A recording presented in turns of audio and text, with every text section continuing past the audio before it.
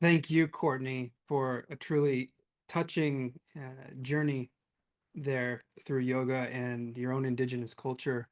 I know I'm touched, and I'm sure many others are who listened are as well. And I really appreciate the way that the yoga that you're describing really seems, you seem to have taken this thing yoga that is it's all over the world, and you've, in a way, you've made it indigenous in your own way in some ways, and really weaved these strands together really so beautifully, so poetically. And I sent a private message to Firdos, who introduced you, and said, I want to come down to South Africa now and take yoga with you, um, to experience your land.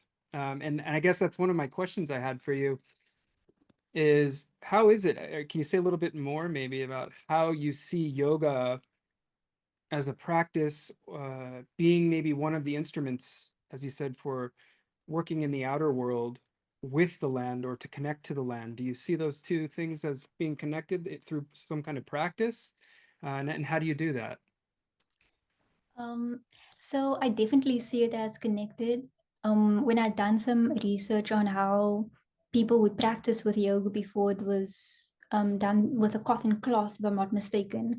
And that's so relevant for me because it allows you to connect with the earth beneath you. And through the practice of grounding, like when we go into the mountains, we go barefoot, like no matter where you are, that's how you can identify some of the indigenous people, that they'll be walking barefoot in the mountain. People will think, why are you doing this? But what it does is that it allows you to humble yourself before the earth, because you can't just walk anywhere and do anything. You have to be very observant about what is there, and the way that you step on the earth.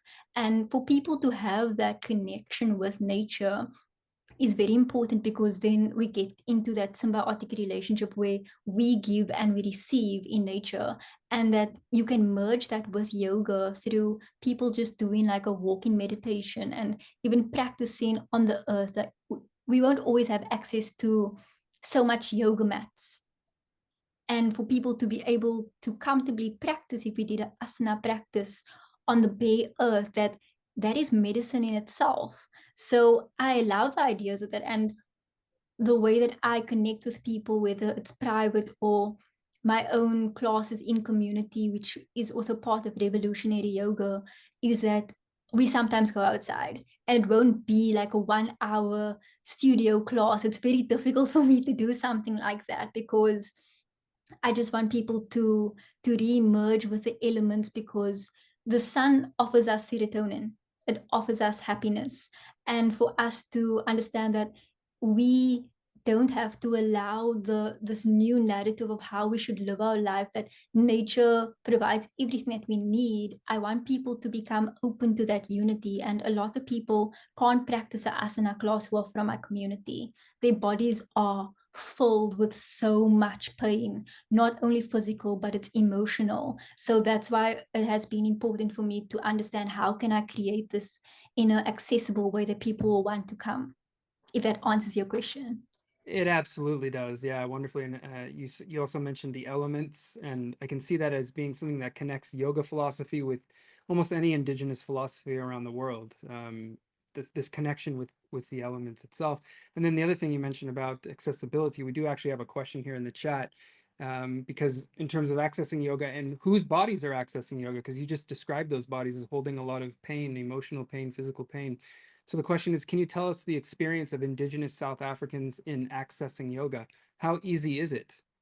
I'm sure there's many dimensions to that question, but uh, So, if we reflect back to one of my slides, which spoke about language and how it was difficult for missionaries to execute their message of Christianity through the Bushman language, we can link that to how Christianity is the majority of the spiritual practice within the people who I am around, my communities.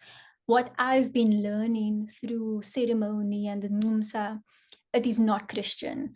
And it's very difficult for people to now detach and like go back into whether it's something that's been part of their lineage, but just something new, which I totally understand. Initially, it was kind of not difficult for me, but it felt like I was doing something bad, because if you're not following Christianity and you're moving into something else, what I've been taught is that it's wrong. And with that, the concept of yoga in itself is difficult to market to our communities, because it's like, it's not Christianity. So a lot of people, what I've been noticing, are not open to it just simply because of the word. So now I'm trying to understand, how do I integrate the medicine of yoga without discrediting its roots? So it's something that I'm still understanding. And to be honest, most indigenous people, colored people, don't really practice yoga in the yoga studios that I've been at. They are emerging mainly through young people, but fortunately in my classes there's actually a lot of older brown bodies, which is beautiful for me, because then it can show other people, if this lady who's 70 years old, which is like the range, it's between 50 to 70, they come in here to create that stillness and that ease in their body, that surely other people from other ages are able to do so. Yeah. Yeah, wonderful. It sounds like the sort of therapeutic dimension of it alone could be a gateway for you to also tap into some deeper levels with them, as it is for a lot of people, right? And what you're describing as well, I've heard in other regions of the world as well, that there's some kind of resistance to yoga in the same similar way you described as a resistance to indigenous systems broadly speaking, because it's seen as anti-Christian or not Christian, or somehow not compatible with Christian religion. And so, yeah, I really commend you for the work that you're doing there. And I want to thank you from the bottom of my heart for sharing it with us. And I do once again hope that I'll be able to come visit you and Firdos down in South Africa sometime. Please do. Fly down from Switzerland and come practice yoga. So, was there anything else you'd want to share with us before we transition to the next panel? I see that there are some questions, so like I just want to maybe quickly lens through it so that I can respond.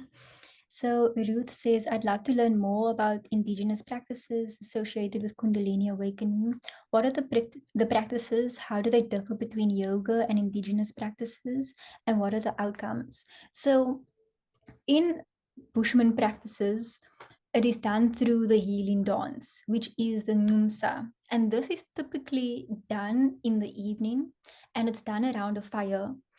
And this requires the awakening of, or not even the awakening, the opening of the spiritual portal. That's why it's done in the evening, and particularly it's done during the full moon, because the potency of the energy, which is what we believe in, right? So everything that I'm saying, even if this isn't like based on science, this is the known science of indigenous people. And what is done is that typically the men do the trance dance, and they go around in a circle, and it's like, it almost feels like they are knocking on the door of the spiritual realm, and then the women are clapping alongside of them. And this is not done without the woman. This is what's so beautiful about Bushman culture, is that it's based off of honoring women and understanding their role in society, which is the keepers of society, because they possess the portal to the spiritual realm within their bodies. So the women are clapping, the men are dancing, and from that the shamans and the appointed healers are able to see your ancestors and see the stories that have been placed on you and help you with that. So I can't tell you in particular how that is done, because I am not a shaman. I haven't done my rites of passage. So yeah, it's in that way it is different to Kundalini awakening, which I don't know much about, but have heard about and have done a little bit of research. But it's still the same in understanding that there's this divine potency and energy that rests within our body that we can activate ourselves or through other people. Yeah. I don't want to take up too much time, so I'll think I'll just leave it there. Well, that's wonderful and fascinating. I'm so glad that Ruth asked that question, because Ruth does research on Kundalini, and it's actually a perfect transition to the next panel. You'll see why in a moment, I think. But Courtney, I first really want to thank you for sharing with us, and I hope we can work together again soon sometime. Thank Yes, you. Thank you, thank you everyone. very much.